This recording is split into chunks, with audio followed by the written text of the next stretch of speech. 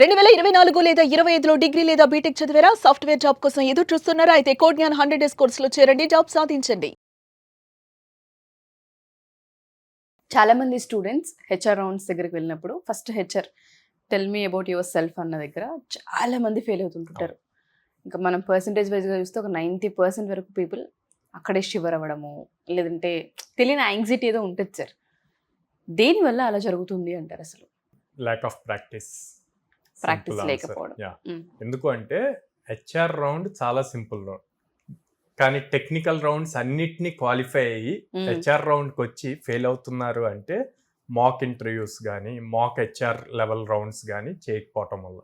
So అక్కడ కనుక proper అంటే మీరు ఏ హెచ్ఆర్ రౌండ్ ఇంటర్వ్యూ ఏ కంపెనీ తీసుకున్నా కామన్ క్వశ్చన్స్ ఉంటాయి. ఇప్పుడు మీరు అన్నట్టు tell me about yourself, what is your short term goal and long term goal, ఇట్లాంటివే వస్తాయి అన్నమాట. సో వాటికి ముందు ప్రిపేర్ అయ్యి ఉండాలి. అక్కడ ఏం చూస్తారు, మీరు చెప్పే ఆన్సర్ కన్నా మీరు ఎంత కాన్ఫిడెంట్ గా చెప్తున్నారు అన్నది ఇంపార్టెంట్. అండ్ చెప్పే దాంట్లో స్ట్రైట్ పాయింట్ ఏం చెప్తున్నారు అన్నది ఇంపార్టెంట్. ఇప్పుడు ఫర్ సపోజ్ మీరు అడిగిన tell me about your self అంటే అందరూ క్యాజువల్ గా స్టూడెంట్స్ అందరూ చేసే మిస్టేక్ ఏంటంటే వాళ్ళ నేమ్ చెప్తారు, I'm so and so, I'm studying so and so, పాస్ట్లో నేను నా 10th క్లాస్ ఇక్కడ కంప్లీట్ చేశాను, ఇంటర్ ఇక్కడ కంప్లీట్ చేశాను, ఇంత పర్సెంటేజ్, ఇవన్నీ చెప్తారు. కానీ హెచ్ఆర్కి అది కాదు కావాల్సింది.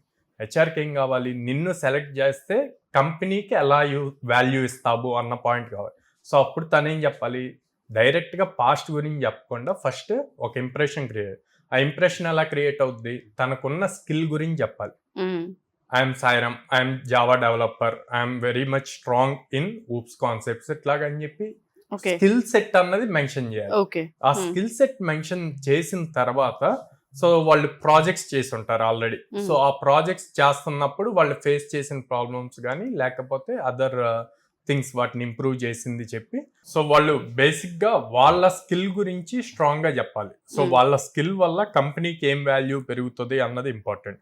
సో ఆ వాల్యూని ఎలా చూపించగలము అంటే ప్రాజెక్ట్ బేస్డ్, వాళ్ళు చేసిన ప్రాజెక్ట్స్, ఆ ప్రాజెక్ట్స్ లో ఏమి ఇంప్రూవ్ చేయగలిగారు జనరల్గా ఉన్న ప్రాజెక్ట్ ని అన్నది point. A type of internships A companies లో చేశారు. సో ఈ పాయింట్స్ చెప్తే అప్పుడు okay tell me about your self అన్నదానికి ఓకే మీ గురించి చెప్తూ కంపెనీకి ఎలా వాల్యూ క్రియేట్ చేయగలం మాకున్న స్కిల్తో అన్న పాయింట్ ప్రొజెక్ట్ చేయగలిగితే కనుక ఇంప్రెస్ అవుతారు అనమాట.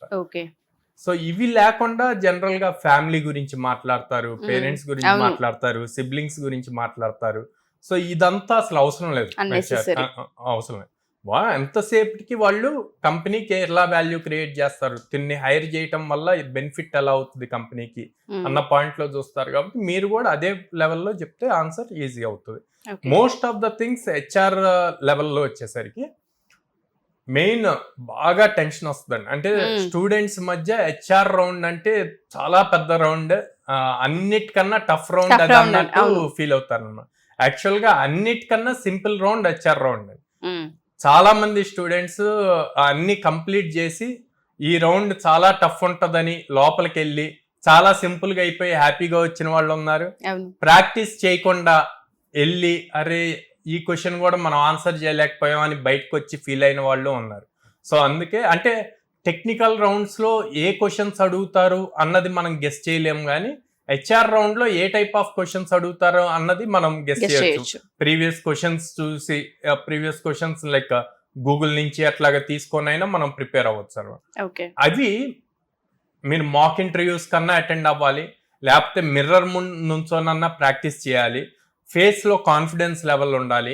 చాలా మంది చాలా స్లోగా మాట్లాడతారు, ఆ భయంతో అది వాయిస్ చాలా లోలో ఉంటది. నేను చెప్పేది కరెక్టా రాంగా అన్న డైలమాలో మాట్లాడుతూ అక్కడ ఆ కాన్ఫిడెన్స్ లెవెల్స్ మిస్ అవుతాయి. మిస్ అయినప్పుడు హెచ్ఆర్కి ఆ ఇంప్రెషన్ పడుతుంది. అట్లా కాకుండా నేను స్టూడెంట్స్కి ఎప్పుడూ ఒకటే చెప్పాను, మీరు రైట్ చెప్పినా రాంగ్ చెప్పినా కాన్ఫిడెంట్గా చెప్పాలి హెచ్ఆర్ రౌండ్లో. అది చెప్పినప్పుడు మళ్ళీ తిరిగి మీరు రైట్ చెప్పినా సరే తిరిగి హెచ్ఆర్ క్వశ్చన్ చేస్తాడు, ఎందుకు రైట్ కాదు కదా ఇది కాదు కదా అంట. అనగానే రైట్ చెప్పిన వాళ్ళు కూడా హెచ్ఆర్ తిరిగి క్వశ్చన్ చేయగానే డౌన్ అవుతారు, డైలమాలోకి వస్తారు. సో అలా డైలమాలోకి రాకూడదు. లేదు సార్ ఇది రైట్ ఆన్సర్, మీకు ప్రాపర్ ఆన్సర్ తెలిసి ఉంటే కనుక దాన్ని ప్రూవ్ చేయడానికి ఎలా వచ్చింది అన్నది ఎక్స్ప్లెనేషన్ వస్తే ఇంకా బెటర్. లేదు అంటే కాన్ఫిడెంట్గా ఉండండి, మీరు చెప్పిన ఆన్సర్ మీద కాన్ఫిడెంట్గా ఉండాలి. మీరే సెకండ్ స్టెప్ తీసుకోకూడదు. అలా ఉన్నప్పుడు ఆ కాన్ఫిడెన్స్ లెవెల్స్ చూసి కూడా మీకు జాబ్స్ ఇస్తారు. ఓకే. Yeah.